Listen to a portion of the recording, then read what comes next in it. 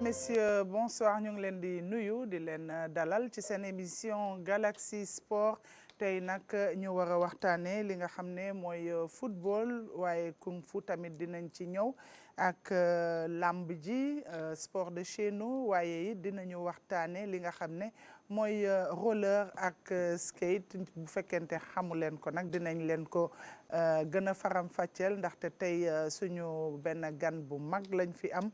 mu ngi tudd Awa Nar Fall moom la ñu tabb bu yàggul confédération africaine bu roller yi mu ngi tudd Awa Nar Fall maa ngi lay nuyu di la dalal ci Galaxy Sport. maa ngi lay fay Françoise. ñu am mbégte lool tamit nga ñëw nga nekk jigéen bu mën góor comme niñ ko waxee waaye bu ci kanamee dinañ dellu si waat ci sa discipline boobule ñu am tam mbégte di dalal ki nga xam ne mooy Mathieu Faye muy président UFOA li nga xam ne moom mooy plutôt FIBA West Afrique loolu FIBA Afrique zone 2 zone 2 voilà donc muy président zone 2 bu FIBA Afrique ñëwoon na fi nag mais yàgg na lool tey nag ñu am mbégte di la dalal ci Galaxy Sport. man maa leen gën a am mbégte di leen remercier ci invitation bi de parce que effectivement bi mu fi mujjee ñëw il y a au moins 8 mois. Mais bon, comme on dit, plus on attend, plus on est heureux, plus on est content. C'est vraiment ak mbégte bu mag laa am dellu soit fii waxtaan ak yéen ci mbirum tàggat yaram. Voilà surtout basket bi. alors ma nuyu tamit sama naataango yi ki nga xam ne mooy Ibrahima Mboub ak Fatoumata Savané tey moom ay couleur Noël de dafa mel ni moom. Aïssatou François Seck maa ngi lay nuyu di nuyu ñëpp ñi ñuy seetaan di nuyu Awa Nar Fall di nuyu aussi ki nga xam ni moom mooy Mathieu Faye nekk ñaari doomu Sénégal yu yor ay ndomba tànk yu mag ci wàllu Afrique. Fatoumata Savané Françoise may am mbégte rek toog saa yu ne ak yow lundi et puis remercier sunu invité yi ci seen ñëw mais également di kontaan ci li ñu yor mu doon ay sargal yoo xam ne Sénégal yëpp lañ ko defal di nuyu sunu téléspectateurs yëpp. voilà alors ñuy dooree nag ci li nga xam ne mooy. CHAN bi xam ngeen ne éliminatoire yi door nañu te fi mu nekk nii Sénégal demoon na fële ci Monrovia dem jogante ak équipe bu Libéria ñu am nag benn match nul 1 but partout ci première période bi 0-0 la ñu def Sénégal daal di dugal Mandione Mbaye moo njëkk a dugal c'était à la 75e minute waaye bi ñu joué ba 6 minutes plus tard ci la Yaya Bility daal di dugal moom tamit but wu Libéria kon mu nekk match 1 but partout Sénégal nag daal di am mel na ni Sénégal moom moo ci ëppale ndam ci match boobu ndaxte but à l'extérieur dafay compter plus que but bi ngay xam ne da nga koy dugal ci sa biir dëkk match retour bi nag di samedi ci stade Maître Abdoulaye Wade bu Diamniadio Ibrahima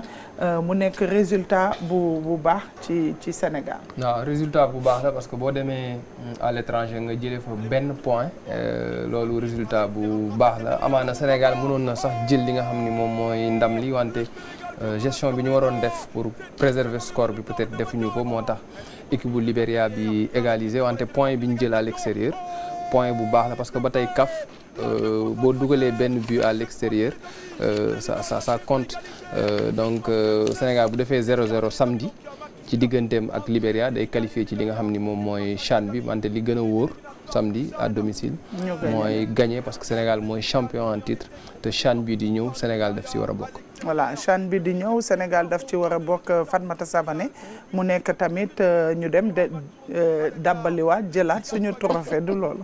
waaw conserver titre loolu dafay nekk benn challenge day nekk benn défi mais balaa ñu fay dem il faut ñu jàll déjà si obstacle Libéria bi nga xam ne jeexagul puisque match nul à l'aller taxul tamit bu ñëwee fii la ñuy peut-être confirmer li nga xam ne mooy suñu participation d'abord après nag bu ñu demee ci li nga xam ni mooy CHAN bi ñu jéem a nag téye li nga xam ni mooy sunu moomeel parce que ñun ñooy champion en titre mais mu doon ay benn sélection bu am solo bu Souleymane Diallo def parce que fu nekk ci club ci dëkk bi ci mag am nga ci joueur AGEL am na ci Jaraaf am na ci Teungueth FC am na ci ak yeneen club yoo xam ni ñi ñu jël jàpp nañ ne war nañu mën a may qualification boobu Sénégal tey jii nag loolu la ñuy xaar le 27 incha allah je pense que day baax sax ñu ñëw supporter leen jàppale leen ngir ñu mën a am li nga xam ne mooy qualification. voilà donc bi match bi jeexee nag entraîneur bi nga xam ne moom mooy Souleymane Diallo moom kontaan na torop ci match nul boobu ñu jël à l'extérieur moom nag dafa nekk joueurs yi respecté nañu consignes yi yëpp ñu déglu ko.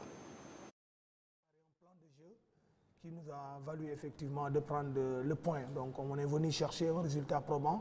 Pour nous, le résultat probant, soit c'est les 3 points ou bien prendre le point du match nul. Et je pense que les garçons le font, donc je les encourage et je les félicite surtout pour ça.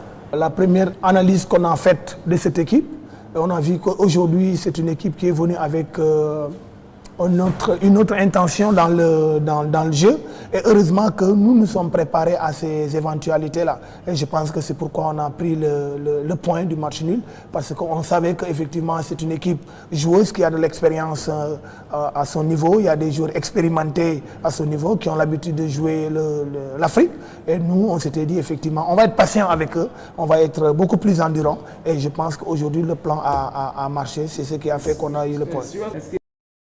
Voilà donc Souleymane Diallo muy rafetlu victoire boobule samedi la ñu war a jouer match retour bi fii ci stade Abdoulaye Wade. waaw je pense que balaa ñuy ñëw ci match peut-être wax ci plan bi nga xam ni Souleymane Diallo tegoon na ko li mu wax lu ñu mën a dégg la, c'est-à-dire que moom bi équipe yi dem Libéria il s'est dit que ñaari cas de figure le prévoir, soit ñu def match nul soit ñu gagner match bi.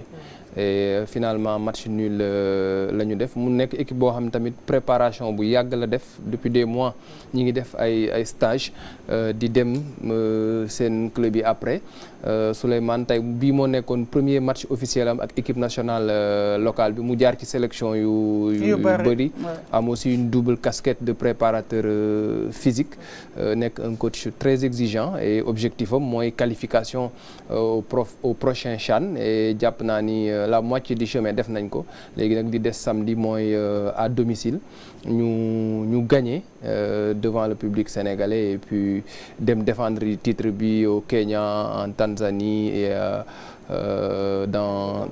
en Ouganda. Dans 3 pays lay doon donc c'est au mois de février mu war a nekk ndaje boo xam ne Sénégal dañ ko fay xaar ndaxte mooy champion en titre. Et pour la petite histoire 2022 bi ñuy qualifié CHAN Libéria lañ éliminé woon dañ demoon gagné leen foofu ñoom ñu ñëw gagné ñu fii cette fois-ci match nul lañ def fële bon li des mooy jeexal liggéey bi samedi. Voilà c'est ça, en tout cas Libéria équipe buy progresser la aussi sur ce plan-là. En tout cas ñuy féliciter suñu Lions yi mais nag loolu day wane rek niveau championnat bi ndaxte ren am nañu plus de clubs que bi championnat bi passé ba tax na nag ñu am aussi ay jongante yu am solo yu ñuy am ci championnat bi de vrais matchs de foot.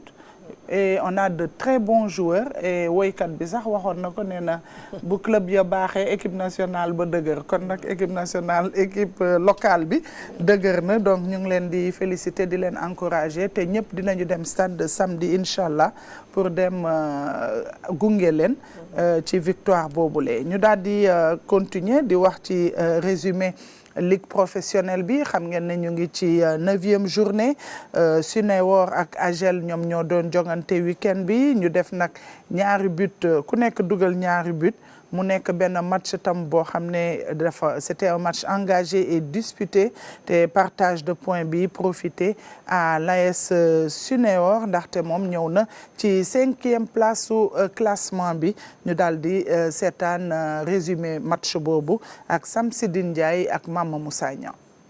Sonacos ak AGEL ndam demul ndam dikul mel ni dañoo tembo ku ci nekk jot nga dugal ñaari bal ci sa camp moroom. bi ñuy tàmbali match bi neexoon lool occasion yi bare lool ci noonu ci la Sonacos dugalee but bu njëkk ci 40e minute Boubacar Bousso moom moo njëkk làmb caaxu AGEL. bi ñu tàmbalee ñaari minutes lañu footballaat rek AGEL daal di égaliser 47e minute ci la Mamadou Ben Koli daal di dugal but bi nga xam ne moo di butuk AGEL.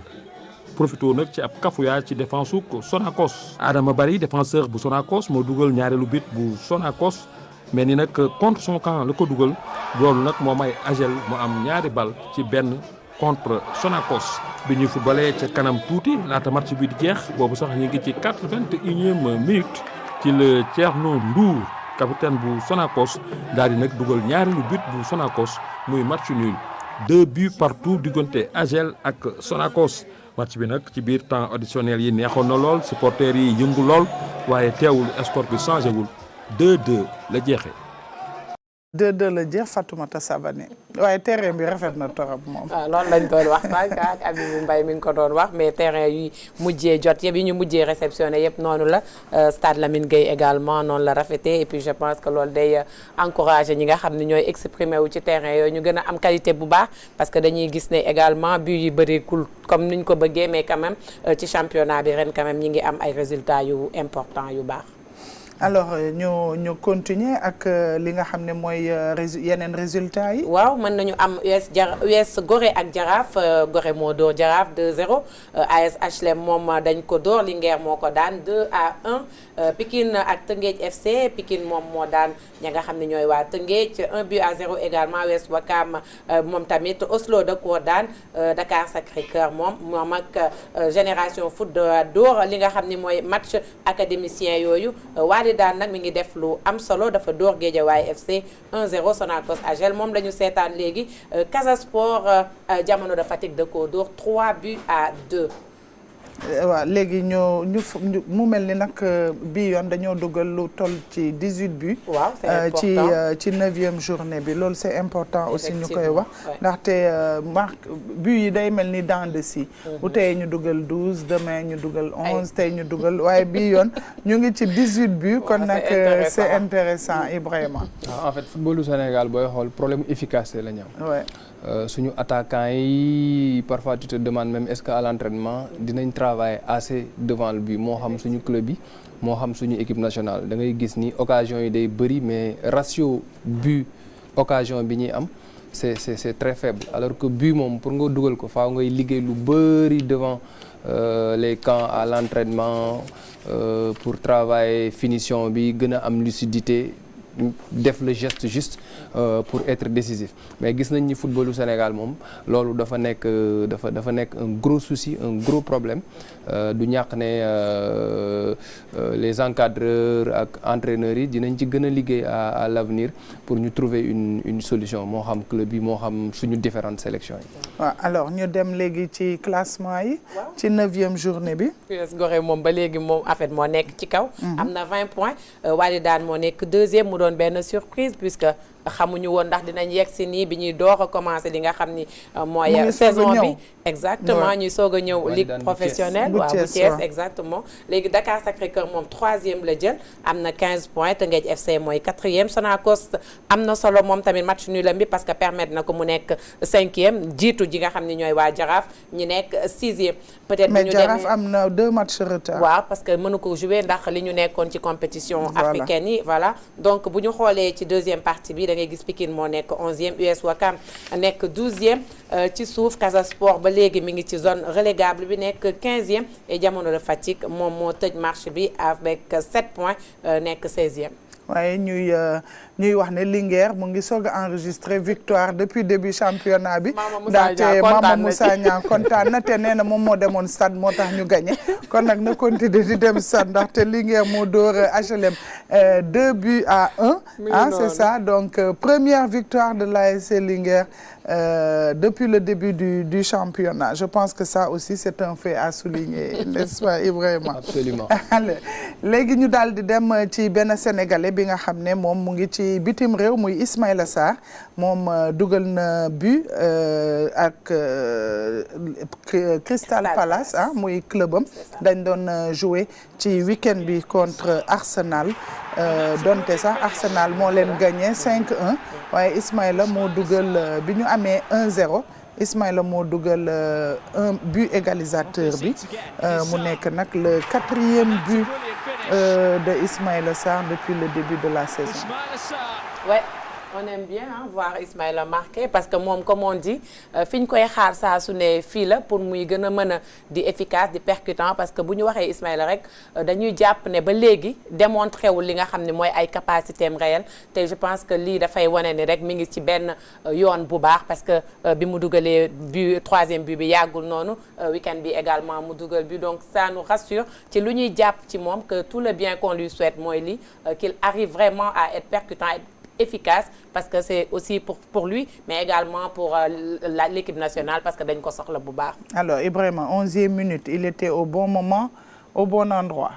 ouais Ismaïla mi ngi progressé je pense que depuis quelques journées. joueur la boo xam ne mi ngi Europe depuis 8 ans 2016 la dem mais suñ koy gis muy football souvent on se pose des questions quoi dañ naan kii potentiel bi mu am sa pointe de vitesse. ak maladresse bu muy am parfois devant le but moi je pense que heure bi waroon na ko fekk mu nekk ci club boo xam ni sax moo gën a huppé Crystal Palace. parce que après Metz je pense que dem na Rennes après mu dem Watford dellusiwaat France Marseille là mu dem Crystal Palace soo gisee carrière am nekk un peu en dents de scie c'est parce que ni mu waroon a décisif moom la deful boo gisee match équipe nationale bi passé Pape Thiaw l'a piqué et je pense que Pape Thiaw lui a rendu un grand service. Le fait que mu teg ko ci banc bi pendant 90 minutes alors que c'est un cadre ci équipe nationale bi depuis 8 ans. bi mu toogee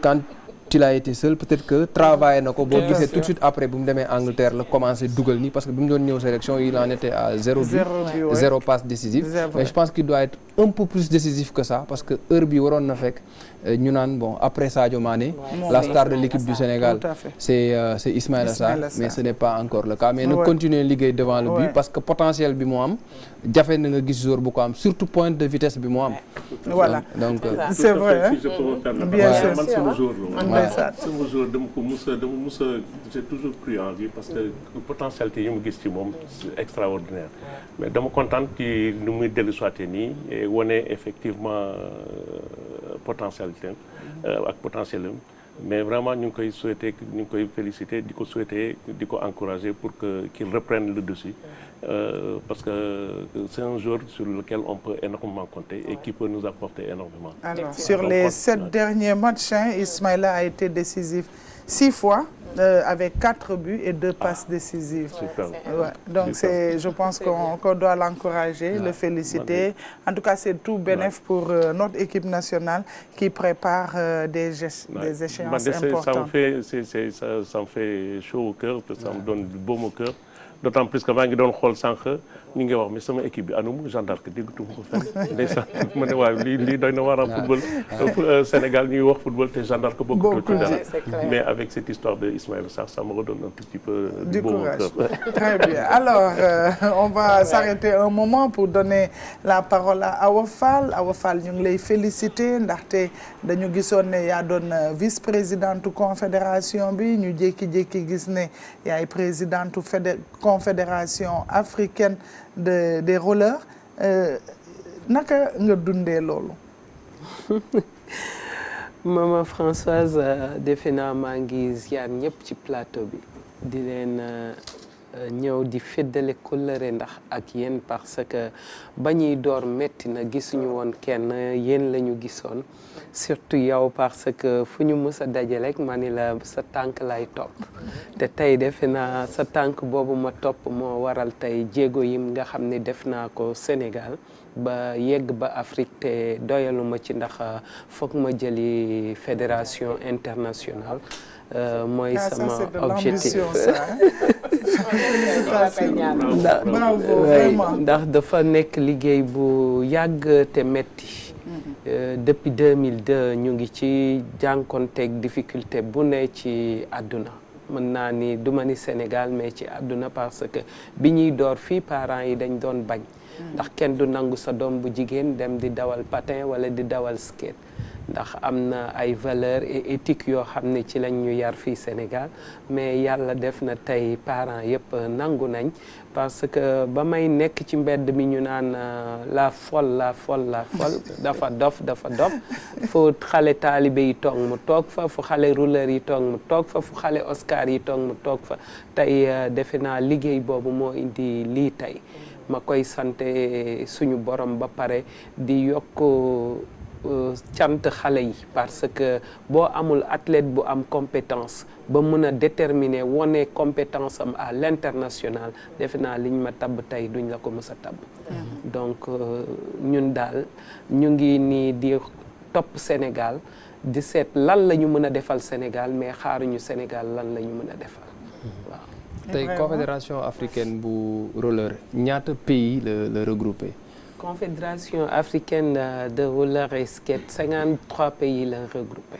waaw quand même waaw 53 pays Oui, c'est toute l'Afrique muy doon lu metti loo xamante ni yan bi diis na waaye dinaa ni oyof na parce que maa ngi jox sama bopp sénégalais yi jox sama bopp africain yi ba nga xamante ni lu ñu bëgg rek ci lay daw ci lay dox ci jéego yi ñu bëgg pour mën a joxe résultat ci Afrique aussi parce que bu may wax joxe résultat ci Afrique defe naa le Sénégal est champion d'Afrique juróomi yoon ñu ñëw nag nekk ñeenti yoon champion du monde record battu ñu ñëwaat nekk vice champion du monde ci rollball bi foofu nga xam ni man maa fay vice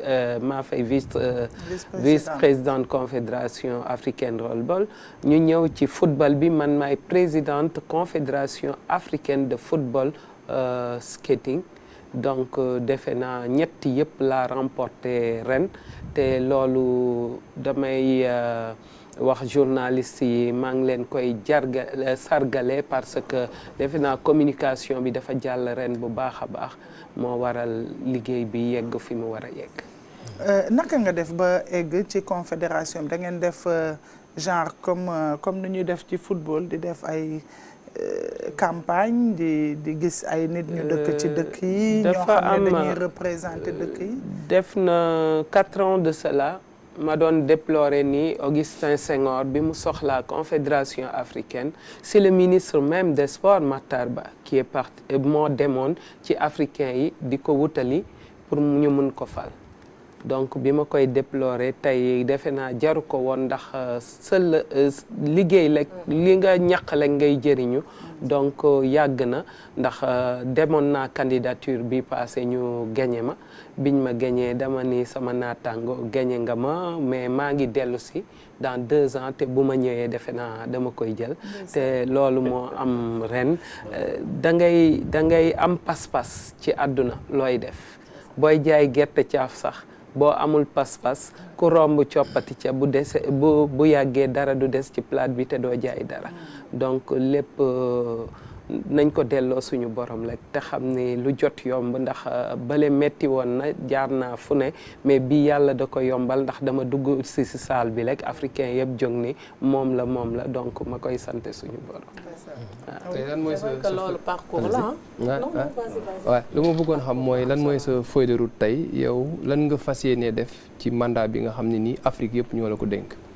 mandat bi ma Afrique dénk yëpp defe naa ñoom seen xel dem na ci Awa Fall benn sénégalaise boo xamante ni du dara amul appui état amul appui ministère des sports mu dem ba nekk ñeenti yoon champion d'Afrique te juróomi yoon champion d'Afrique ñeenti yoon champion du monde te bu ñu taxawee ci championnat du monde bi bu ñuy interviewé à l'international dañ américains yeeg ñëpp dañ lay laaj fan ngay entraîner donc boo nee piscine olympique bu ñu duggee tapé bugal dañuy impressionné que foofu du skate park amul infrastructure Sénégal nan la ñuy def ba yegg tey fi ñu yegg mais loolu yëpp defe naa c'est en 2015 laa duggoon ci saalu congrès bi à Rome bi ma duggee ci saalu congrès bi africain yëpp jóg ñii di ñaan matériel ñii di ñaan xaalis ñii di naan Afrique dafa pauvre amuñu compétence ci cela mais man bi ma jógee bi ma waxee ni man de dans peu de temps dina am benn africain buy yéeg ci podium bi nekk champion du monde boobu maa ngi toog dégg anglais yi naan she's crazy bon ma xool ñëpp salle bi yëpp naan she's crazy ñëpp di ree mais defe naa deful ñaari at ndax 2016 2017 2015 2016 2017 ci la première nit ku ñuul mu tudd Dame Fall yéeg ci podium bi donc jour boobu émotion la amoon boo xamante ni bi ñuy dem compétir yi patin bi ñu yor war ko compétir dafa fëq ba bënn ba baaraamu xale bi di génn ci biti ñu yegg si ñëpp di ree bi ñu yegg see ñëpp di ree defe naa africain yëpp a ngi taxaw waaw africain yëpp a ngi taxaw ñu ñëw am sponsor leader bu taxaw ci saa si jox ñu patin jox ñu yére jox ñu lépp ni nañu changé wu ndax nim ñu gisee c'était pas adéquat mais comme man boobu falaguñ ma woon présidente fédération mais maa nekkoon directrice technique équipe nationale bu roller skating dama bañ parce que ci patin bu fëq boobu bu bon boobu ci laa entraîné xale bi donc bu ma changé woon patin rek dafay doon la ma liggéey yëpp yàqu donc xale yi tamit bëggee xam nga xale bu gisee lu bees ak lu kii dem nañ ba mere ma ci mais dama ne sponsor bi téye ko ba ñu pare bu ñu jëlee ndam li boo ñu joxee sa yéreeg sa yëpp dinañ ko sol mu doonoon lu neex ci xol loo xamante ni dafa doon loo xam ne dama ko daan fowee di ko wax naan leen benn jour dinaa leen yóbbu te dina am champion du monde donc champion du monde boobu moo waral ñeenti yoon Afrique xam ni man bu ñu ma dénkee lii waxuma la Sénégal rek mais Afrique dina bari ay champion du monde. parce que sànq yaa ngi wax ci appui état ak ministère des sports état di liggéey ak ay fédération ay comités nationaux de gestion comités nationaux de promotion de telle ou de telle discipline tey structure bi nga xam ni mooy gérer tout ce qui est roller skating au Sénégal lan mooy statut juridique am ban genre structure la. Structure bi boo ko waxee dinaa ci dugg parce que dem nañ jóge nañ CNPSG dem fédération bi ñu demee fédération ba tey nag je peux dire que on n'a jamais eu de subvention de l'État même pour les compétitions internationales bu mujj bi on est champion du monde record battu 2 médailles d'or ak benn bronze bon j'ai pas vu l'appui de l'État parce que nee nañ ñu bees lañ nañu dem après ñoom dinañ seet. mais comme di def pour faire face à tout ça. c'est ça. pour def face à tout ça defe naa umpul maman Françoise parce que ba may door fii la ko fekk tamit. ndax defe naa jaay naa oto jaay naa or jaay naa kër. ndax sama xale yi ma yor te loolu bu ma ko deful woon defe naa du ñu yegg fii parce que dafa am loo xamante ni boo ko liggéeyee da nga koy xeeñtu da nga koy sentir ci sa yaram ni tey ndam li yow yaa ko moom donc du doon loo xam ne dama ko mën a rater wala dama ko mën a bàyyi pour Sénégal bu ma jaralee lu ma jaral rek daf ma koy jaral pour ma dem ndax leer na ma ni damay indi ay jéego Sénégal bu ma leeroon ni li ma liggéey setul damay toog Sénégal mais daf ma leer ni mën naa indil ndam Sénégal donc tey moo yokk ñu dem ba fi mu nekk tey nii c'est la fédération française de roller skateboard moo ma financé semaine bi 10 millions euros ci lañ nekk en formation nii fa laa jóge nii mënuma sax sol yére ndax tey def nañ compétition bu mag xool pour détecter les nouveaux talents ci nga xam ni ñoo war a dem ci Dakar Jeux olympiques de la jeunesse Dakar 2026 donc ci jéego boobu laa nekk fi mu nekk ni moo tax taluma dara ndax sa dëkk sa réew bu mënul organiser ba pare te mënoo koo jox médaille balay ca je préfère bàyyi bañ a participer ndax temps bi gàtt na li ma wax ministère des sports pour les Jeux olympiques il faudra nga tàggat xale bi ci juróom-ñetti at. juróom-ñetti at ñaari 4 ans yoo xam ne day tëb ci ngay mën a tàggat xale bi mais du ñu toog ba Covid bi jeex li ci des tey jii pour Jeux olympiques de la jeunesse desul que 1 an nga bëgg ñu jox le résultat donc foog ma jaayante rek ba ñu mën a génn ci 3 premières yi. incha allah. c'est man damay wax ne dañu am admiration ci sa parcours également dañu jàpp ne da nga nekk benn nit boo xam ne non seulement da nga gëm sa bopp mais da nga nekk patriote parce que li la xiir nga def loolu yëpp bëgg sa réew la d'abord mais xale yi nga xam ne itam da nga leen di jox opportunité ñu def leneen parce que on voit beaucoup que ñi def skateboard ñu bëri dañu bàyyi jàng ñi amuñu liggéey nga wan leen ni que bii buntu la et puis nga ci joxe li nga mën yëpp loolu tamit c'est très important tey jii au niveau africain dëgg la yaa ko jiite Sénégal itam yaa ngi fiy def waar bu mag a mag a mag tey sa objectif premier bu gën a jege lan la à part li nga xam ne mooy participation ci Jeux olympiques yi ba pare am ay médailles. li gën a jege ci sama liggéey pour jëm ci Afrique bi nga xam ne dañ ma tabb ñoom xam nañ ne dama def samay diplôme dama ko am ci management des sports ba tax na africains yi dañ ma daan woo seen dëkk ma régler seen problème mu roller skating jox leen ay cours d'entraînement wan leen fan la ñu mën a jóge pour fël parce que depuis 2014 defe naa may organiser Africa Games au Sénégal 14 15 16 17 mu soog a dem Bénin te bala muy dem def naa lépp pour regrouper Afrique pour wan leen yoon bi tàggat leen ba tax na tey Afrique day xëccoog Sénégal ndax man tey dama xaw a jaaxle tuuti parce que ñi nga daan jàngal tey ñoom ñooy xëccoog yow donc sama xel xaw na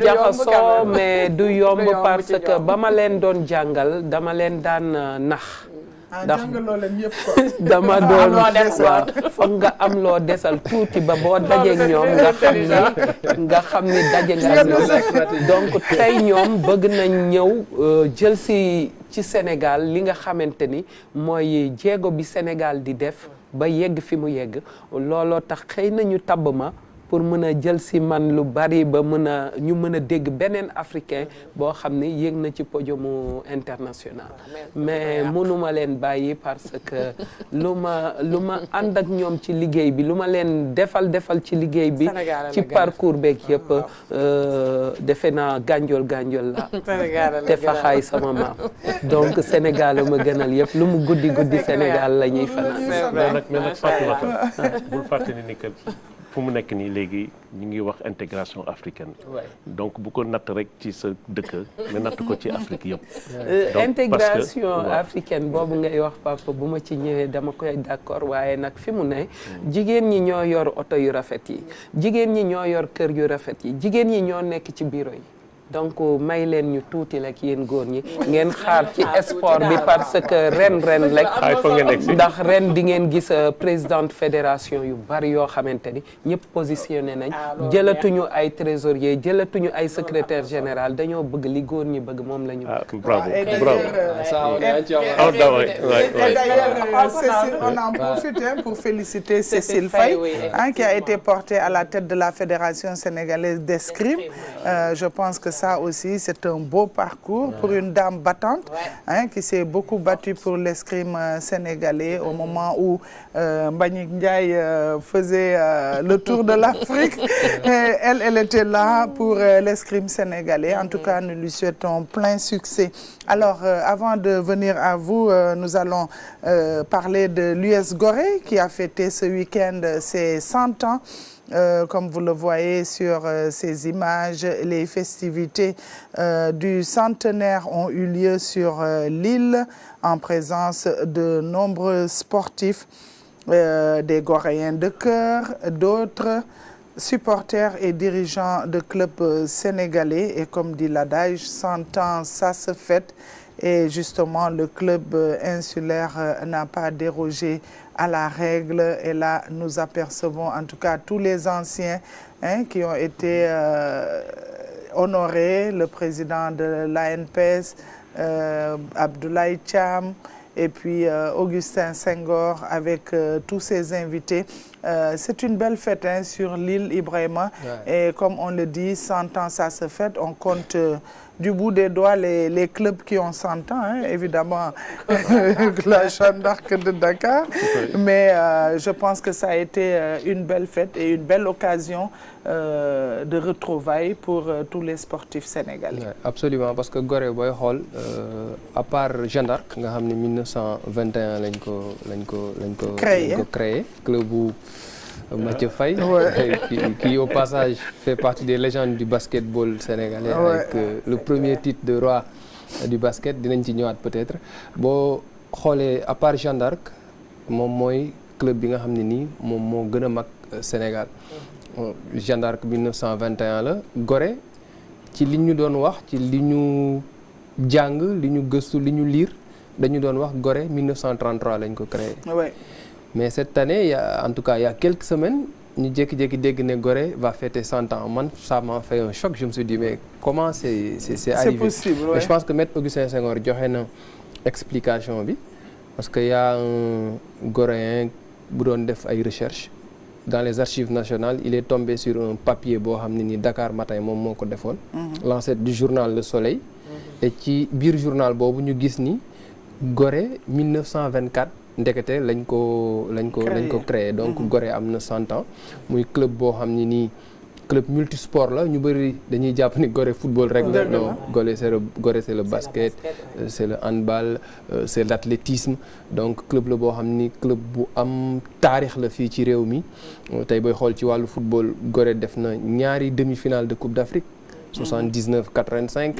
booy xool ci wàllu athlétisme, Maître Augustin Senghor mi ngi koy rappelé ci interview bi mu def à l'issue de la cérémonie que quelqu'un comme El Hadj Amadou Diaba nga xam ni mooy suñu seule médaille olympique jaar Gorée moo ko formé. Amadou Gakou nga xam ni yoroon na record plus de 40 ans 50 ans donc moom tamit foofu la nekkoon. Donc Mansour Dia nga xam ni tamit def na 2 finales olympiques en saut. Donc loolu lépp day wane ni club la boo xam ne nii ay ndaanaan ñoom ñoo fa jaar ak ay dirigeants aussi. Bayal Sall gis nañ ko d'ailleurs ci image yi Moustapha Bayal Sall bu équipe nationale. mu am tamit ay dirigeants yu mag yoo xam ne nii jaar nañ fa ku ci mel ni tey fa Youssou Ndiaye nga xam ni dirigeant la boo xam ni kenn dootul natable xam-xamam ci wàllu li nga xam ni moom mooy tàggat yaram. Et ça a été une occasion pour ñu honorer tamit ñëpp ñi nga xam ne nii jaar nañ foofu football nañ fa nekk nañ dirigeant. Parmi ñooñu tamit ñu mën ci citer doyen Ablaye Diaw. Football na tamit Gorée gis nañ ko ci cérémonie bi. C'est un club mythique. Club mythique la te célébration yi bon waa Gorée nee nañ dañ koy étaler sur une longue durée. Parce que am na yeneen activités yu war a am au mois de février notamment. Ce travail de mémoire je pense que c'est très important. Dina tax tey génération actuelle yi xam Gorée fan la jógee ba agsi fi mu agsi ak yan jaloore la def. Et je pense que c'est important au moment où tamit le football sénégalais va fêter son centenaire. Peut-être que dans quelques semaines dinañ recevoir ku mel ni Daour Gaye nga xam ne def na ay recherches yu bëri ci football Sénégal. Dina am lu bëri loo xam ne peut-être dinañu ko ci jàng. Oui, et même Augustin basket la commencé avant muy ñëw ci football bi. Kon ñu ngi leen di gën a ñaanal que ñu fêter seen 100 ans sans ordonnance. Donc vraiment chapeau à Gorée. Donc maa ngi un clin d'œil sama club nee na gaa saa waay xam ngeen li leen des. En tout cas vraiment c'était une belle occasion de fêter les anciens de Gorée. Et on a pensé également à Souaïbou qui nous a quittés. ñu ñaanal ko yàlla xare ko àjjana ku bëggoon Gorée ngi noonu wax dëgg yàlla très disponible. ñuy aussi sargal ki nga xam ne mooy Léopold Senghor di frère Augustin Senghor. Donc ñoom ñëpp tout ce beau monde là. mu amoon yeneen dirigeant maa ngi seen ci image yi doyen Wagan Faye bu newoon président Jaraaf nekk aux côtés de Cheikh Seck. Je pense que famille football sénégalais bi yëpp ñoom ñoo nekkoon Gorée ci week-end bi. àndandoo ak ñoom ci li nga xam ni moom mooy célébration centenaire. En tout cas dinañ leen beneen frère ñoom Augustin Senghor ak Léo seen troisième frère. Bas ah non kii Henri. Henri waaw parce que moom tamit il était à un moment donné nekkoon na fi président au Gorée basket. Oui, c'est vrai. Comme Augustin Senghor. Comme Augustin, voilà. En tout cas, bonne fête et puis continuez de grandir. et on va suivre les autres activités au mois de février. En tout cas, félicitations à l'US Gorée qui fête ses 100 ans. Alors on revient à vous Mathieu Faye gëj nañ la gis. waaw c'est vrai gëjoon nañu gisee mais nag. mais boobu ba léegi ci lan nga nekk. xam nga zone wax nga dëgg non c'est une wax nga dëgg question bu am importance la parce que ci diggante bi depuis bi ñu ma nommé président zone 2 donc xam nañu zone 2 bi y a 8 fédérations. Oui. Et il fallait aller dama waroon dem seeti ji fédération yi gëstu fédération yi seet ba xam exactement lan moo tax depuis presque 10 ans am na ñu bari ñi nga xam ne ni dégguñu leen bon amoon na si ay fédération yi nga xam ne ni problème mu leadership dafa amoon comme par exemple la Guinée donc qui m'a pris beaucoup de temps nga xam ne ni pendant 4-5 ans il y avait pas de fédération il y avait soi-disant 2 fédérations ou une fédération bi nga xam ne ni mu ngi fa ak des contestataires donc un méli-mélo bi nga xam ne ni il fallait ma dem foofule seet ba xam exactement li fi xam et puis jàppale leen pour que ñu remettre une fédération au goût du jour donc ça a pris du temps Sierra Leone aussi il y a eu ay élections yu bees donc yooyu yëpp moo taxoon ak les chantiers de FIBA donc demoon seeti ñooñu lee waxtaan ak ñoom jàppale leen xoolaat texte yi et puis après les pousser à faire des élections ba tey jii aujourd'hui donc pratiquement on a retrouvé vraiment une certaine accalmie ci fédération yooyu lépp ba nga xam ne nii ça me permet de pouvoir dérouler de pouvoir mettre en pratique le projet que j'avais quand on a été élu. alors léegi lan mooy prochaine étape bi comme léegi texte yi pare na gis nañu ne UFOA moom day yëngu rek di organiser ay match di mais zone 2 bi moom dégguñu leen. waaw dégguñu ça faisait presque 10 ans dégguñu benn activité au niveau de la zone 2. Bon donc il fallait déjà remettre comme ni mu ko waxee léegi fédération yëpp en ordre de marche. Guinée donc on a eu des élections donc accompagner leen tamit parce que ñoom ñoo doon représenter Afrique au championnat du monde des U18 donc ils ont été représenter l'Afrique mais dignement d'ailleurs et puis après on est passé à des élections.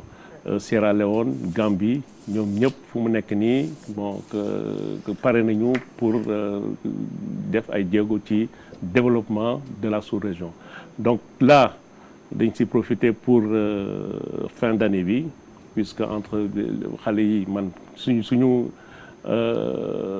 objectif mooy vraiment taxawu xale yi nuñ ko mënee sur tous les plans en matière de basket donc dañuy organiser benn U15 U16 parce qu'il y a un championnat d'Afrique des U16 l'année prochaine donc am na tournoi bu ñuy organiser dañ ko waroon def Saly mais pour des raisons de manque de place ñu mujj a dem Sid donc il y aura 10 équipes 6 masculines et 4 féminines donc ça permet un tout petit peu que xale yi mun a daje sur 3 jours jouer 5 matchs jokkalante et puis comme on dit ñu ko doon waxee sànq l'intégration africaine qui me tient à cœur donc ñu permettre leen effectivement ñu am tuuti compétition parce que ñu bari gëj nañu génn donc ça c'est une occasion rêvée pour que pendant 3 jours donc il y aura des compétitions matin et soir et puis bu ñu fa jógee bu ñu delloo seen dëkk dinañu xam exactement le haut niveau lan la donc ñu mën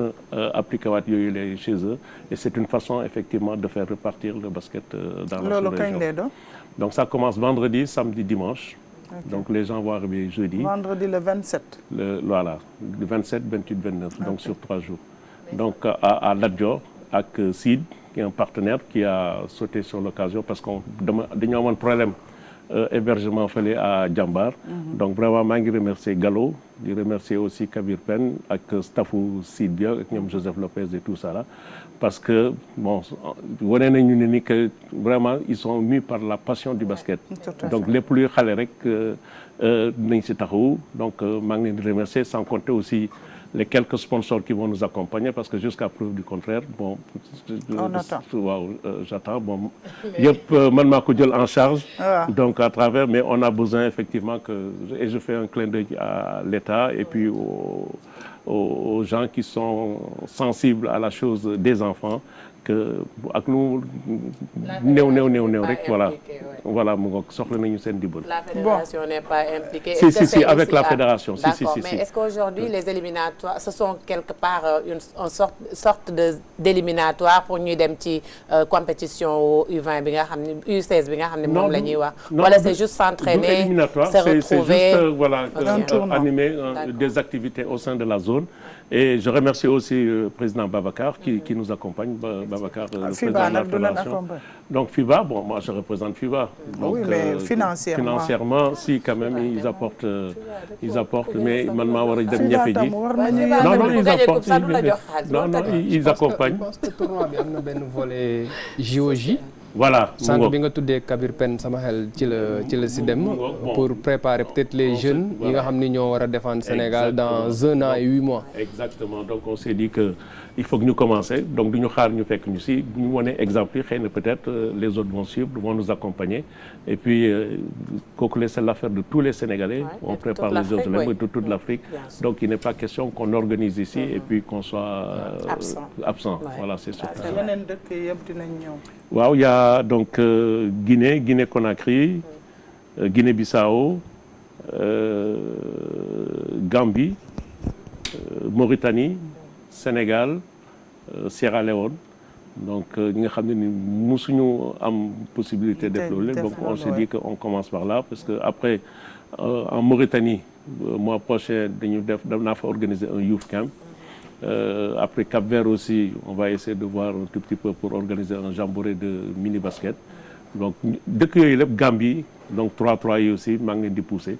Donc vraiment il y avait du boulot. Bon on s'y attelle parce que c'est notre passion, on s'est donné ce sacerdoce là. Je crois que 3-3 yi la ñuy def quoi. Donc voilà. En tout cas avant may dellu si waat yow damay remercier sama naataango yu ñaawul yi tey moom dañoo indi sañse Noël ngeen souhaité nag suñu téléspectateurs yi joyeux Noël. C'est vrai que buñ fi jógee. Joyeux Noël à toute la communauté catholique du Sénégal. Et joyeux Noël à toi aussi. Yow tu as commencé Noël avant l'heure. Waaw merci beaucoup.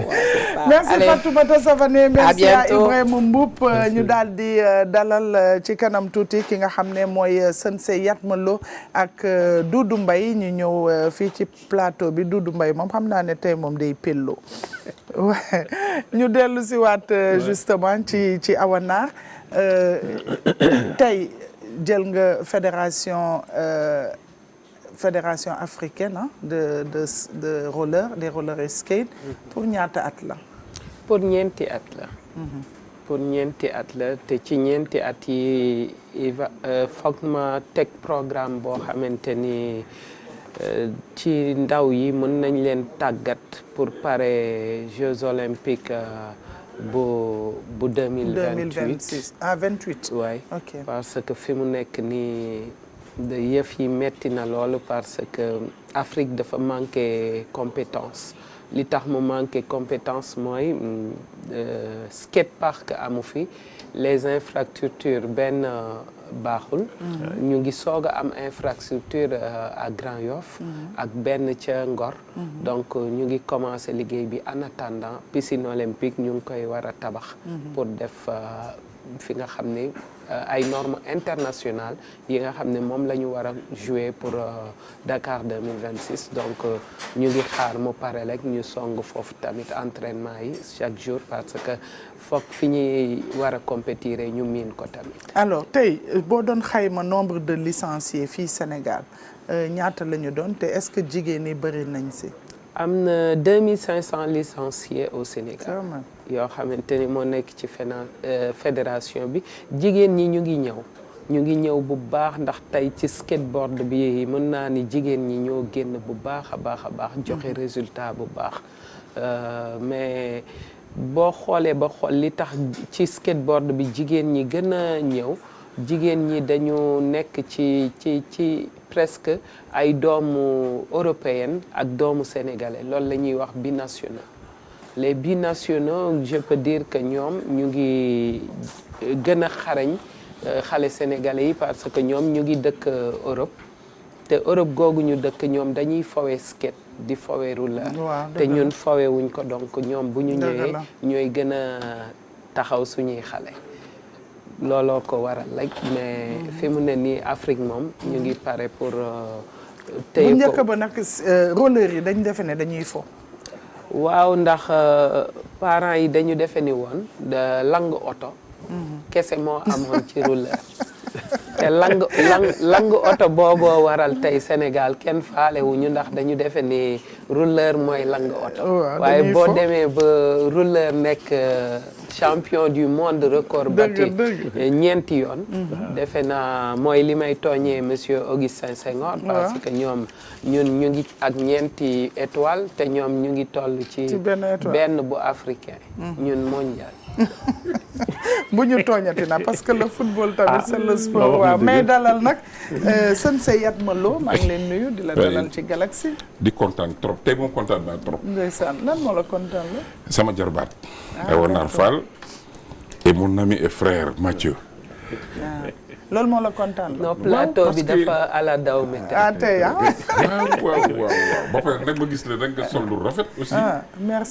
merci pour les autres jours non les autres kay c'était zéro waaw yow tamit nag non bu loolu sama sœur yow tamit non d'accord mu ci saa ñu ko gisee ci télévision day tànn ñëw Yatma Doudou Mbaye maa ngi lay nuyu Françoise sama xarit maa ngi lay fay tey damaa am mbégte ndax wolof Njaay dafa am loo xam ne yàgg na koo wax mooy lan xëcc bu daggul dikk mbaa mu yendoo teg na fa ba ngoon seet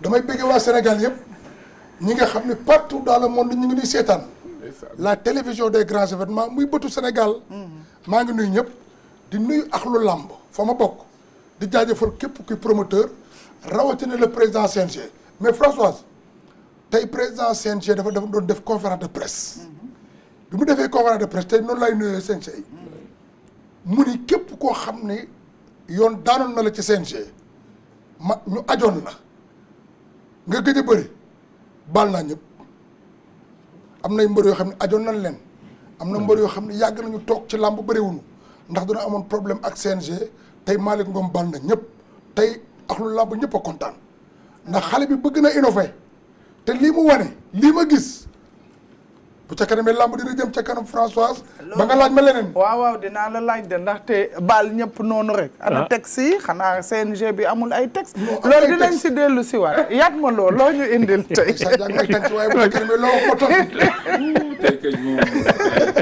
tey kay moom tey affaire bi neex na tey dama indi tir dama indi tir au pistolet commune 22 indi Amadou Gakou indi kung fu. waaw ci lan ngay doore si tir bi. ci tir bi ay ca parce que déjà assemblée générale extraordinaire laa jógee nii. ci fédération tir ñu defoon ko fii quelque part. mu nekk loo xam ne ça a été préparé une semaine avant. C'est pour refaire les textes xoolaat règlement yi defaraat ko. alors bi ñu ko defee ñëpp toog ñu waxtaan. Vraiment avec la direction des sports ak le comité olympique ñu ñëw xam nga généralement texte bu ñëwee dinañ fa toog ay 5 heures de temps mais 1h45 lañ ko def booba préparé lañ ko ñu réglé ko président Mamadou Ba am ñi mu àndal réglé yëpp ñu adopté mi ngi nii texte yaa ngi nii ak statut et règlement mi ngi nii adopté yëpp ñu adopté leen xam nga c'est très important changer règlement bi defar ko adapté ko par lii c'est le socle de l'association lii gis nga lii bu normal rek dara du normal alors léegi démb nag c'était la première compétition de la saison mu nekk une belle compétition boo xam ne il y avait 20 au départ mais 16 ñoo ñëw tiré et li si gën a neex mooy 9 def nañu plus de 500 boo demee en Afrique et dans le monde di nga gis 520 540 560 500 et cetera et cetera loolu te ki raw nag mooy xam nga ko Fadel. waaw. alors Fadel nag moo ñëw bett ñëpp def 550. ñëw ah oui entraînement gëm boppam di ko def guddee bay subaak ngoon di entraînement. bu la kenn nax ki si jigéen ñi parce que jigéen ñi ngeen di toog mooy soxna ñaa def 545 moom nag jigéen la jubban góor macha allah waaw moom day ñëw di jël paie vraiment macha allah mu nekk une belle compétition boo xam ne il faut ñu ñëw ci off bi ñu ñëw ci image yi wan leen ko. parce que extrait bi kan la. extrait bi c'est Mamadou Ba. ok le président. léegi waa régie bu fekkente ne ñu ngi ñuy déglu. ñu dem ci extrait bi après ñu soog a wane image yi. yow Ndeye Françoise daal tey moom. ayca. Du présent. Et il y a eu tout de même des scores, même si je dois dire des scores timides, hein, c'est normal parce que c'est les premières compétitions, les gens ne sont pas entraînés. En tout cas, la participation a été très bonne et je trouve que ça donne des perspectives sur ce qui va se passer, Inch'Allah. Quand l'arbitre dit halte au feu, automatiquement on pose les armes, culasse ouverte. Et l'arbitre vérifie s'il y a une arme dont la culasse n'est pas fermée, automatiquement le tireur est sanctionné.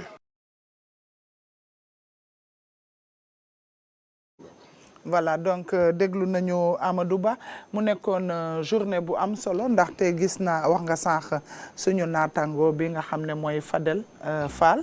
moom moo jël ndam li. j'espère que loolu étonné wu la quand même parce que ñun waa RTS nag wax dëgg yàlla moom du caméra rek image yaa ngi nii donc du caméra rek la xam mun na tiir te wane na boppam wax dëgg yàlla ñu ngi koy félicité. waaw bu baax. waaw man nag ça me fait plaisir parce que dama ko daan wax yow waroo toog. mu ngi nii Fadel Fall waaw moom moo gagné mun nañ ko déglu. pour pouvoir réussir à faire de bons résultats. Pour un début de saison, on ne fera pas la fine bouche car ce n'était pas évident. Pour être honnête, oui. kii mooy ku jigéen ki gagné moom tamit wax dëgg yàlla waa soxna ñaa. Mathieu. oui gis nga kii. je peux dire bu doon entraîner régulièrement bu demee championnat du monde dina nekk ci parmi les 5 premières dames malheureusement il s'entraîne pas régulièrement liggéeyam.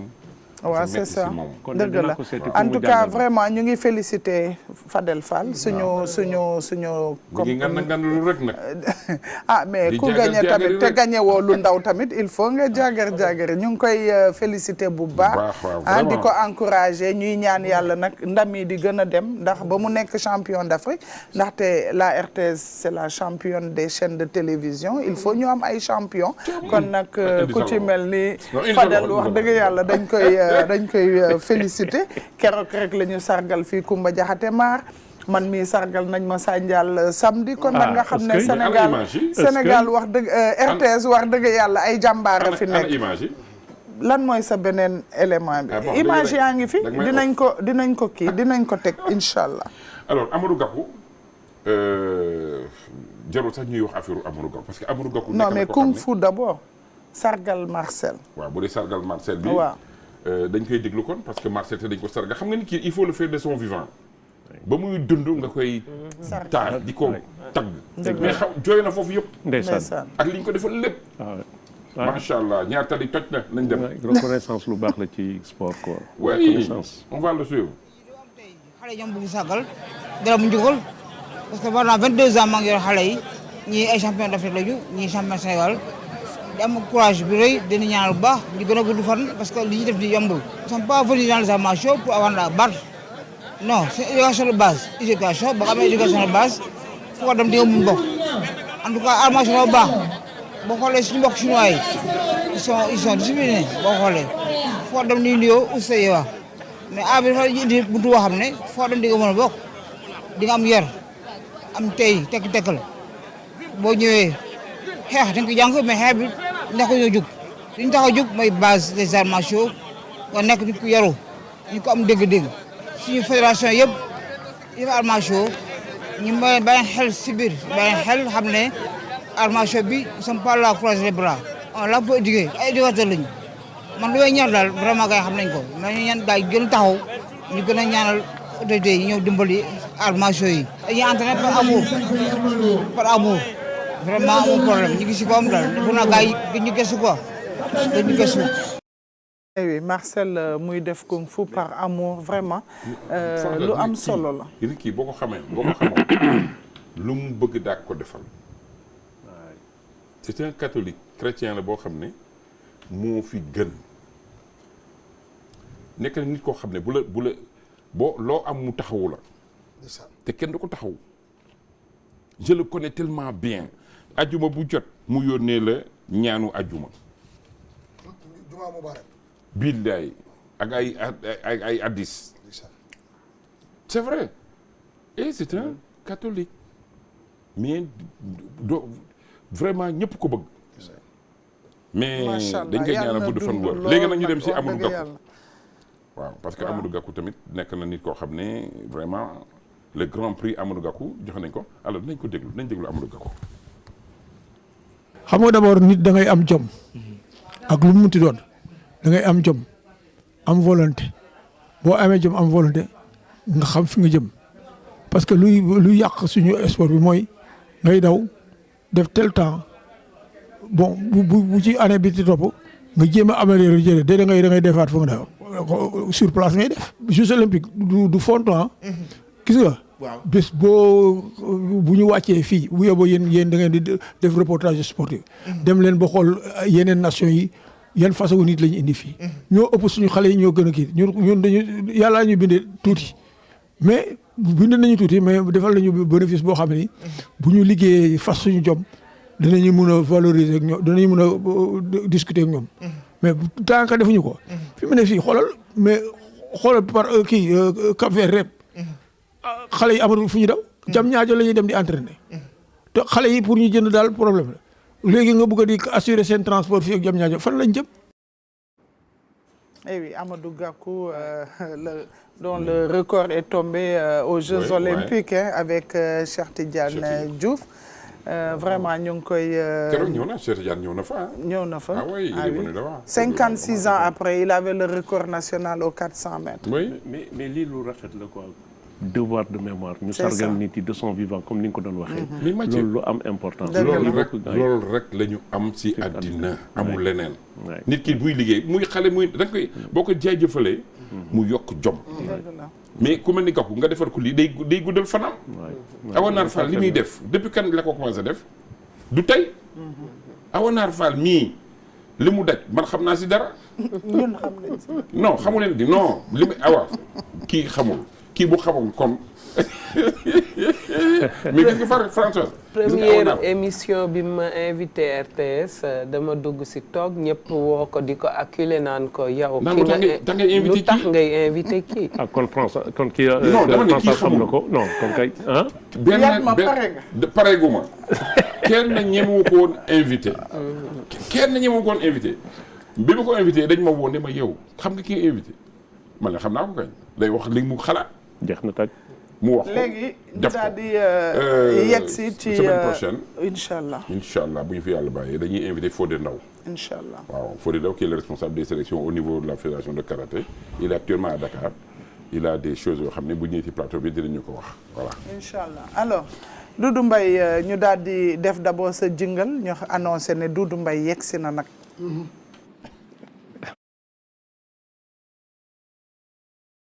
xam nga jingle bi dafa kii ayca kon ñu tàmbali ko. ayca loo ñu indil waaw loolu loo ñu indil tey. waaw Françoise mooy li ma la wax sànq man bu ma ñëwee damay dugg ci axlu làmb ndax suñu cosaan la ñun ñoo ko moom. muy sport de chez nous bu ma koy wax xel day dem ci El Hadj Moustapha Ndiaye bu ma koy wax suma xel day dem ci sama baay ba El Hadj Mansour Mbaye fii ci waagu ñaay kon yàlla na yàlla guddal fanam moom ña dem suñu borom xare leen àjjana yu gën a kawe. Françoise li may njëkk a tàmbalee mooy face à face bi nga xam ne amoon na keroog ca arène nationale Gaston production moo ko tëggoon mu bàyyi fi ki nga xam ne moom mooy dooman di Alaaji Makan Mbeng RTS nag doon def production bi image yi leer na ndax bu ne RTS au niveau la HD haute définition keroog image yi leer na nañ mbër yi nekkoon nañ fa gis nga boo ko gisee amoon na ay way mooy cosaan gis nga général Malika moo nekk noonu moo sol blouson bu weex bi Forza bu Fass moo jan ak moom ñoom ñaar ku nekk nekkoon nga équipe nationale tey nag Makan Mbeng nga boole leen gis nga nappante bi làmb moo ni mel ku ci nekk yaa ngi naan yaa ngi xool sa morom xool boo xam ne bu ma la jàppee mu jeex ñoom ñaar yi nga noonu gis nga ko général Malika moo jan ak ñun moom la ñu nommé meilleur lutteur avec frappe moom général Malika mi ngi noonu di fecc Forza moom it mi ngi noonu ñoom ñaar ku ci nekk yaa ngi tëkk sa morom parce que bii le grand combat bi na doon am ci diggante Boy Niang ak ki nga xam ne moom mooy rëg-rëg mais Boy Niang dafa gaañu léegi ñii ñooy bëri combat spécial bi mooy général Malika ak Forza grand combat bi nag ki nga xam ne mooy Caatu Daouda Fall moom moo koy bëri ak ki nga xam ne moom mooy Amaneex Caatu Daouda Fall war a jógee Géejawaay Pikine dar ko banlieue yëpp dar ko mu ñëw arène nationale war a bëree bis bi nga xam ne moom mooy le 1er janvier ki nga xam ne moom mooy Amaneex Bargny Tëngéej côté boobu yëpp dañ koy dar nu ñëw war a bëree le 1er janvier ci arène nationale muy combat bu neex combat bi nga xam ne Sénégal yëpp ñu ngi koy xaar Gaston Production ànd ceeg la RTS muy la télévision nationale njëkk judd njëkk baax newul kenn bonal kon nag combat yi le 1er incha allah lay am ca arène nationale Françoise muy suñu kër mu war a nekk combat bu neex combat bi nga xam ni Gaston Production moo ko taxawal ànd ceeg nag la RTS ak la direction générale yëpp ñu ngi leen di jaajëfal bu baax muy le 1er janvier. muy le 1er janvier combat bu woon nar a neex Caatu Daouda Fall ak Amaneex mooy grand combat bi. waaw xale bii dafa mën a way xale bi bu woyee sama yaram dafay daw. bu woyee Makan Mbeng gis nga Makan moo taxaw noonu muy le promoteur kii sunu yaay la Adja Ndiku Cuun ñii dañuy taaral lamb ñi bu nu woyee lamb day neex amateur dañuy am mbégte waaw le promoteur baa ngi noonu kii Alaaji Gaston Xaali Mbeng mooy baayam moom mi ni jooy te noppeekunu ba tey xale bee fi nekk di ko doxal fa baayam tegoon tànkam nag fa la teg tànkam dara ñaawul grand combat baa ngi noonu kii la ñu tuddee bés bi muy Bour Guéweul moom la ñu tuddee bés bi moom moom drapeau bi bés bi nag gis nga Amaneex mooy wax noonu Amaneex ngi noonu ndeysaan moom it mi ngi wax adversaire ba nga ne toog mooy Caatu Daouda Fall ay ca lii moom Françoise moom mooy face à face bi nga xam ne amoon na samedi ca arène nationale waa Gaston Production ànd coono woon ak waa RTS mi ngi noonu loolaa la indil. waaw deuxième partie bi mën naa wax lu muy indi. waaw am na leneen de.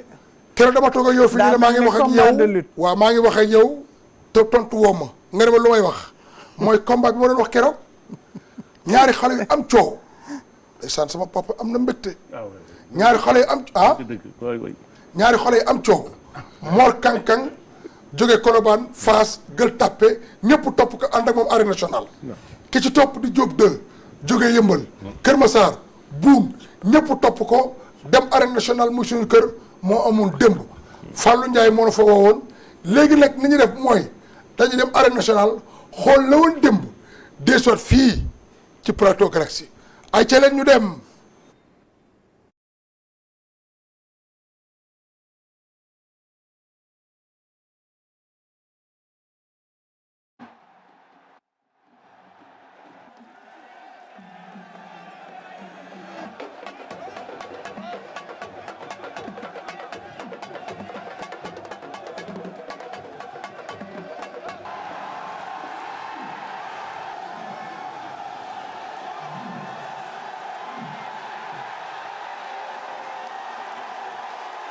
tey sa doomu ndey mooy tëgg Fallou Ndiaye waaw Fallou ku ni Fallou wax Paf Production muy nit ku xale bu am jom xale bu am kóllëre xale bu bëgg réewam xale bu bëgg jeunesse su réewam en tout cas ñu ngi koy gërëm di ko sant di ko ñaanal yàlla boo xoolee stade bi plein la Mor Kankang Boy Diop 2 plein la loolu dafa am lu muy tekki ci làmb mu ngi def ay jéego nañ leen ko gën a fonk.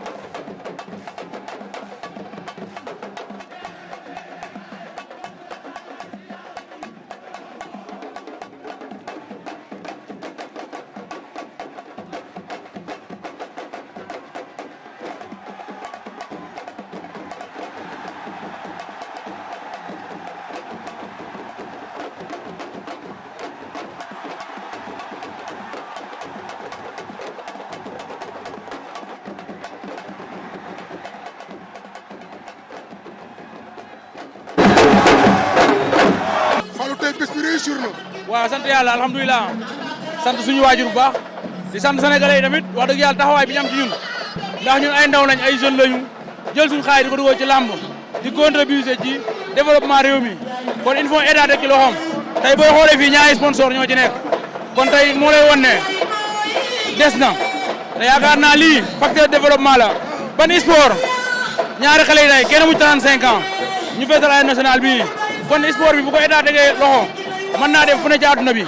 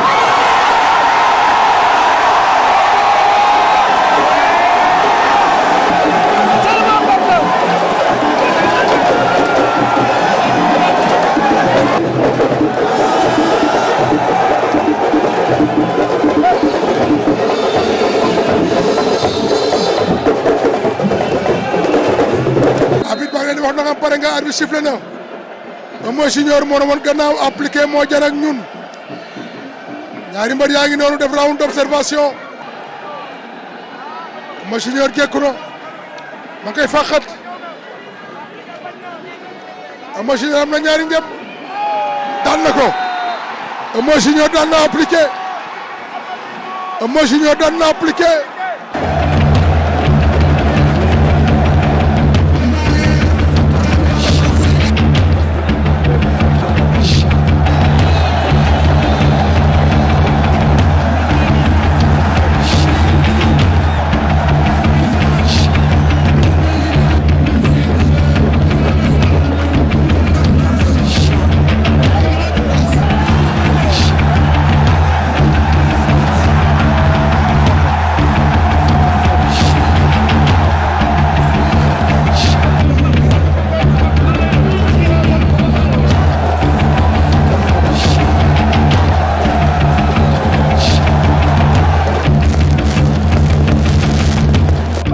bi sifflé na Mor Kanka Diop 2 tey muy dimanche 22 décembre 2024 fii ci arène nationale muy suñu kër ñoom ñaar ku ci nekk am nga ñaar avertissement jàppante ne ñoom ñaar ñu ngi xeex ñoom ñaar ñu ngi xeex la ilaha illallah moo tax ñu dóor fi kenn mu daanu la ilaha illallah Mor Kanka la ilaha illallah mooy nekk dóor kenn mu daanu la ilaha illallah ñi xeex la ilaha illallah ñi xeex dóor kenn mu daanu la ilaha illallah jeex na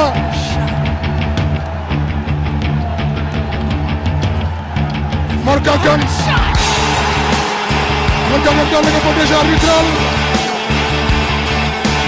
Mor Kanka daan na ko protégé arbitral waaw Doudou Mbaye lii moom neex na te stade bi fees na ma woon naa la tuq su bënn bu sañ ba réer la ba ma la koy wax dimanche lundi bee passé laa la ko waxoon ma ne la Françoise maa ngi wax ak yow mais bàyyi woo ma xel de ñaari xale yi toj nañu démb làmb ci xam nga ñaari mbër yu am coow la Mor Kanka moo am victoire dafa am 2 avertissements Diop 2 am 3 avertissements moo tax nu jël victoire bi jox ko Mor Kanka moo jógee Colobane ñaari mbër yi dañu bëri coow gisee ni def stade bi am na mbër yoo xam ne fay na leen ay millions yu bare defuñu ni stade bi mais xale yi dañuy bëri fu la ne ci ñoom fayda ak jom personnalité entraîné ba xeere wow comme boo xoolee lii danoo entraîné xoola mbooloo mi te xale yi ñoo indi mbooloo mi feesal del stade bi amul benn poche bu ci des kon xale yi na leen gën a jàppale gën leen dooleel gën leen encouragé ndax lii làmb la ñoo ko moom mooy suñu cosaan nañ ko gën a téye gën ko fonk di jaajëfal ak lu làmb. waaw incha allah di leen jaajëfal bu baax. waaw bu lundi prochain déedéet day fekk combat bi jotagul le premier. le premier mooy combat le premier. mais dinañ ci wax mardi lay tombeel. mercredi moins. mais lundi bi dinañu wax incha allah bu fekkente ne am na face à face. waaw parce que lundi bu incha allah bu ma ñëwee indiwaatale leneen. waaw ndax du ma tàyyi parce que du ma ko bàyyi. dëgg la maa ngi jaajëfal waaxlu lamb rek di nuyu képp koo xam ne yaa ngi doon seetaan. waaw sur la télévision des grands événements muy bëtu Sénégal. d'accord ñaar ñi it maa ngi leen di nuyu ndax sànq bi may tàmbali. nuyu ma leen. maa ngi lay nuyu bu baax ñu ngi lay fay bu baax léegi Doudou Mbaye waxtu bi mu ngi ñuy bëgg a xoj donc il faut ñu wax ak Yatma il faut ñu terminer émission bi tamit alors on va demander juste à Mathieu nga fàttali ñu datu tournoi bi. donc le tournoi bi le 27 28 29. à Thiès lañ koy def waaw. incha allah donc délégation yi ñu ngi egg si le 26. le 26 donc ñu tàmbali le 27 28 29 ñu def finale bi et le 30 délégation yi ñibbi. délégation yi donc vraiment di ñaan ñëpp ñu ñëw surtout waa Thiès comme que Thiès lañ koy defee. waaw Lat Dior ak. Site Académie. donc ñu ñëw jàppale xale yi seetaan xale yi encouragé leen. parce que ñoom ñooy avenir u ëllëg. donc il faut que ñu jox leen ay plateformes yi nga xam ne ni mun nañu évoluer wu. mun nañu duggante mun nañu jokkante mun nañu échanger parce que loolu la ñu soxlee te loolu la ñuy xaar ci ñun tamit. yow tam ñu ngi lay xaaraat fii nga ñëwaat fii wax ñu leneen li nga defaat ci wàllu zone 2. absolument ci seniors yi wala ci cadets yi. wala ci beneen programme bu nga am. maa ngi leen di remercier bu baax a baax waaw. RTS et puis di profiter aussi pour féliciter vraiment Awanar ci liggéey bi muy def. gëm sa bopp wane nga ko. et puis wane nga ni tamit sport mineur comme ni nga koy waxee mun nañu indil ndam Sénégal. donc vraiment merci et puis ñu ngi lay encourager nga gën a yokk ci yoon bi nga jël. te xam naa ni nii bànneex rek nga si mun a am. comme ni nga waxee ku yàgg sonn di nga mës a noppaliku ci bànneex. waaw lu ñuy wax ci wolof bu yàggee ci. boo yàggee ci teen baag fekk la boo yàggee ci teen baag fekk la voilà loolu la alors Awanar ñu jox la kaddu bu mujj bi. kaddu bu mujj bi ma Françoise damay sant di gërëm nag di dafa mel ni sax mbër laa fan yi. kon bëgg naa ci yow kon de bëgg naa ci yow awoon. ndax damay def MMA. te amaguma combat ak jigéen. Françoise ngi nii. kenn du song sa yaay. non moom doj la man nen la ba tax na daal maa ngi xaar sama morom. mais maa ngi beral nuyoo di sant aussi di gërëm le directeur des programmes Abibou Mbaye bu RTS parce que defe naa gis na rouleur ak skate like xamul nu mu demee waaye bi mu faloo ba tey chaque minute bu ñu nekkee à l'international dina def tout ba joxe suñuy image. kan Abibou Mbaye waaw moom mooy chef département information.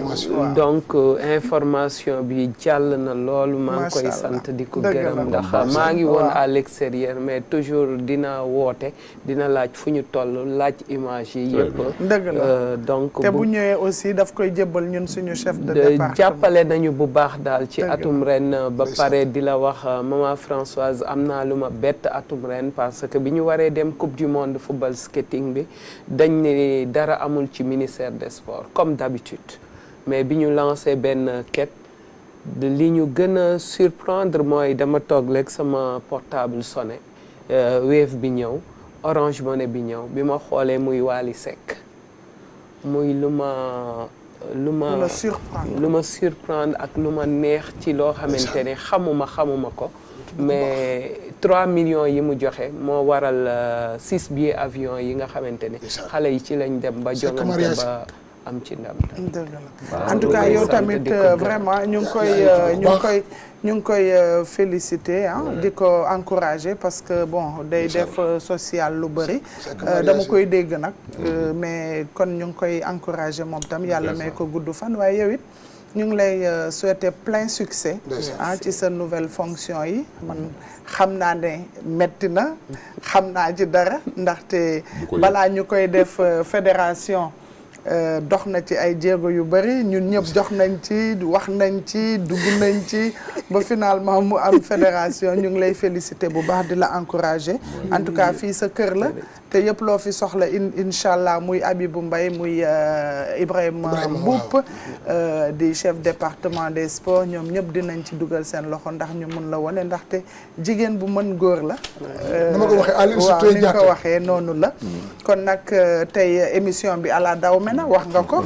ñuy rafetlu seen teewaay fii ñuy remercier aussi ki nga xam ne mooy Mathieu Faye moom moo yore zone 2 FIBA fii ci zone 2 bi moom mooy président bi moo jiite zone 2 bi ñu koy encourager moom tamit di ko ñaanal succès bu bëri. merci beaucoup yéen ñëpp plein succès di ñaanal aussi yat ma loo gudd fan ak wér. Doudou Mbaye anticiper di la wax joyeux Noël. waaw ñuy anticiper nag di wax ñëpp toute la communauté catholique joyeux Noël. merci jërëjëf que le Christ ressuscité continue d'éclairer notre pays le Sénégal. merci à toute l'équipe qui nous a accompagnés ce soir avec Awa Sil aux manettes beneen jigéen bu mën góor tamit.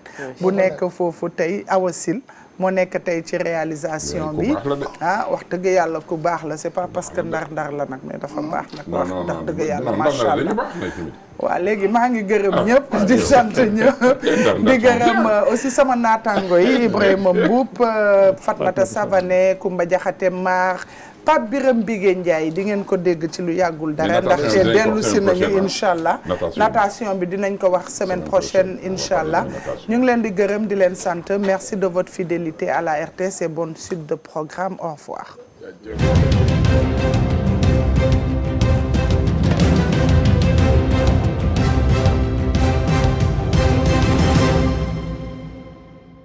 À vos marques, prêts, pariez. Lonasbet battere rek.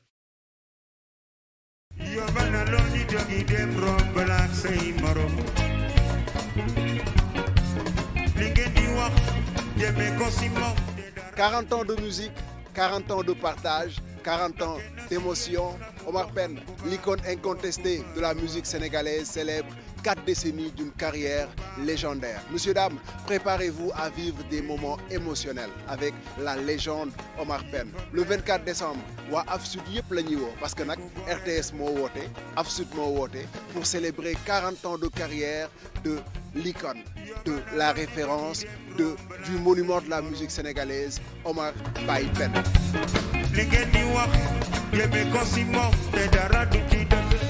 Cercle messe des officiers ngeen ànd ceeg nag la une la RTS des grands moments décembre la ñu nekk la RTS